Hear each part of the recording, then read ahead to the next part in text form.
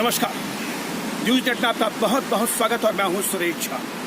भीख मांगने की प्रथा हमारे देश में सदियों से चली आ रही है। बहुत कम ऐसे लोग होंगे जिनका पेशा भीख मांगने का होगा, लेकिन कई ऐसे लोग हैं जो मजबूरी में अपना पेट भरने के लिए भीख मांगते हैं, यानी दूसरों के सामने मजबूरी में हाथ फैलाते हैं। इसी को लेकर सुप्रीम कोर्ट में याचिका दाखिल की थी, जिसमें कहा गया था कि भीख मांगने की प्रथा पर रोक लगाई जानी चाहिए। लेकिन सुप्रीम कोर्ट ने इस पूरे मामले की सुनवाई करते हुए कहा कि भीख मजबूरी में मांगा जाता है। किसी के सामने जो कोई हाथ फैलाता है मजबूरी में फैलाता है। यह सरकार की जिम्मेदारी होती है कि भीख मांगने वाले लोगों का उत्थान किया जाए।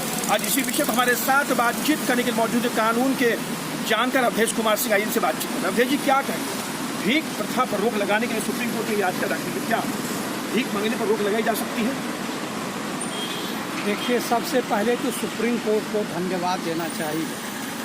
न्यायपालिका अगर इस तरह की बिंदु को उठाता है और इस तरह का न्याय मिलता है तो समाज में एक बहुत बड़ी सुकून मिलती है। जहाँ तक भीख मांगने की प्रथा है तो भारत में सदियों से रहा है, जो आपने भी कहा। और भीख मांगना तो आज के 2500 वर्ष पहले जब भगवान बुद्ध जन्म लिए थे और महावीर जन्म लिए थे, वो दोनों राजा थे, लेकिन उन्होंने राजपाट छोड़ करके भीख मांगना कबूल किया।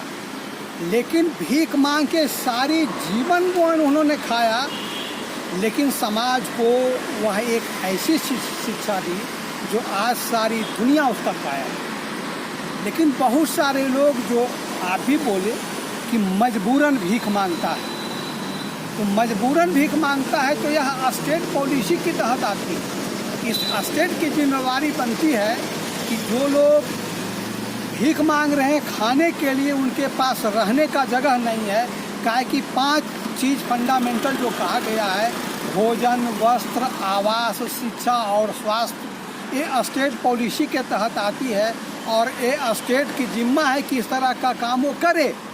लेकिन स्टेट क्यों करेगा? एक भिखारी की सारी आवश्यकता को अगर वह पूरी करती है, उसे वोट नहीं मिलेगा।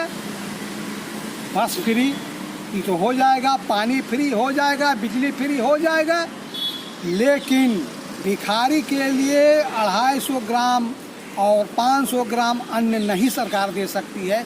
ये सरकार की पॉलिसी है। इसलिए अगर सरकार की इस तरह की पॉलिसी और इस तरह की मानसिकता को कड़े से कड़े शब्दों में भर्त्सना की जानी चाहिए। ऐसे सरकार को अपंग सरकार कहा जाना चाहिए। जो सरकार इस तरह के भिखमंगे के प्रति सुप्रीम कोर्ट के आदेश के बावजूद भी अगर वह नहीं कोई एक्शन लेता है तो ये कहना चाहिए, और अगले चुनाव में ये एक मुद्दा बननी चाहिए देश के सामने कि भाई आप सब कुछ तो कर देते हैं, आप बिजली फ्री करते हैं, पानी फ्री करते हैं, बस फ्री करते हैं, मेट्रो फ्री करते हैं, सब फ्री करते हैं, लेकिन भिखमंगा की स्थिति को आपने देखा। उनके लिए कल्याण की क्या बात आपने किया? उनके लिए आवास की व्यवस्था आपने की, उनके लिए भोजन की व्यवस्था आपने किया। भिखमंगे कितने होंगे? लाख होंगे, 50,000 होंगे, 25,000 होंगे। आप 2 करोड़ की बात तो आप करते हैं, लेकिन 10,000, 20,000 जो भिखमंगे उसके लिए आप नहीं कुछ कर सकते हैं। इसलिए सरकार के ऐसे सरकार को घृणा के दृष्टिकोण से भर्त्सना की जानी चाहिए। देखिए, देश के अंदर अगर कोई भीख मांगता है तो देश के लिए भी, यानी उस मुख्यमंत्री के लिए, यानी उस समाज के लिए अच्छी बात है, क्योंकि भीख मजबूरी मांगा जाता है। और कहीं ना कहीं ये दर्शाता है कि राज्य में अगर आप किसी को सुख नहीं दे सकते, अगर आप किसी को रोजी रोटी नहीं दे सकते, आप किसी को रोजगार नहीं दे सकते, कहीं ना कहीं सरकार के ऊपर सवाल निशान जरूर खड़ा होता है। लेकिन राज्य सरकार की जिम्मेदारी हो जाती है कहीं ना कहीं भिखारियों के उत्थान के लिए कहीं ना कहीं काम करना चाहिए उनको। यही तो कहा कि जो 5 चीज़ फंडामेंटल है, भोजन, वस्त्र, आवास, शिक्षा और स्वास्थ्य, इन 5 की आवश्यकता को भिखमंगे के भी पूरी की जानी चाहिए। भिखमंगा यही नहीं कि वो अकेले होता है, शादीशुदा भी भिखमंगा होता है, परिवार भी उसके साथ होते हैं और भीख मांग रहे हैं। प्रसिद्धि बस बच्चे को पेट चलाने के लिए वो भीख मांगते हैं। आज भी आप हर रोड के, दिल्ली के हर एक रोड पर आप जाइए, वो हमेशा बस रुकती है, छोटी छोटी गाड़ियाँ रुकती है, वो तुरंत भिखमंगे लोग पहुँच जाते हैं, हाथ पसार देते हैं। अगर ये बात है, ये तो लगता है जिस समय देश स्वतंत्र हुआ था, मुझे भी अभी विश्वास है कि मैं एक विष्णुपद गया था गया में, वहाँ कुछ विदेशी आ गए थे। उसने क्या किया कि पैसे को छींट दिया और वो जो भिखमंगे लोग जो पैसे को लूटने के लिए जो एक दूसरे को ठेला ठेली करने लगे, उसका वो फोटो ले रहा था। बाद में मालूम हुआ कि जब वो अपना देश गया तो यहाँ की परिस्थिति के बारे में बताया कि भारत एक भिखमंगा देश है। भारत का भिखमंगा देश, दिल्ली राज्य का भिखमंगा राज्य या किसी भी राज्य का भिखमंगा राज्य, वो किसी भी पार्टी से शासित हो, नहीं होना चाहिए। इस पर काम करने चाहिए। क्या है कि अभी सरकार को अगर फंडामेंटल भोजन को तो हमेशा फंडामेंटल राइट पे कर देनी चाहिए, या मौलिक अधिकार कर देना चाहिए। जो काम करे या जो ना काम करे या जो काम करने के लायक नहीं हो, भोजन उसे मिलना चाहिए। चलिए सर, आपका बहुत बहुत धन्यवाद।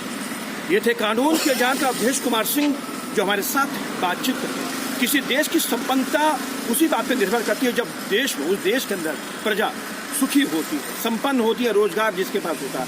लेकिन जब उसी प्रदेश में, जो उसी राज्य में, उसी देश में जब प्रजा भीख मांगती है, तो कहीं भी राज्य के लिए या किसी शासक के लिए वो अच्छी बात नहीं होती। सुप्रीम कोर्ट में यह आया था कि भिखारियों को लेकर भीख मांगने पर रोक लगाई जानी चाहिए, लेकिन सुप्रीम कोर्ट ने मानवता दिखाते हुए कहा कि भीख मजबूरी मांगी जाती है और ये राज्य सरकार की जिम्मेदारी हो जाती है कि भिखारियों के उत्थान के लिए, उनके निर्माण के लिए, उनके प्रोत्थान के लिए कहीं ना कहीं राज्य सरकार को इस पर सोचना चाहिए। तभी उन्होंने राज्य सरकार और केंद्र सरकार से इस पूरे मामले को लेकर जवाब तलब किया है। कैंपस राहुल जायसवाल के साथ सुरेश झा, न्यूज़ नेटवर्क, दिल्ली।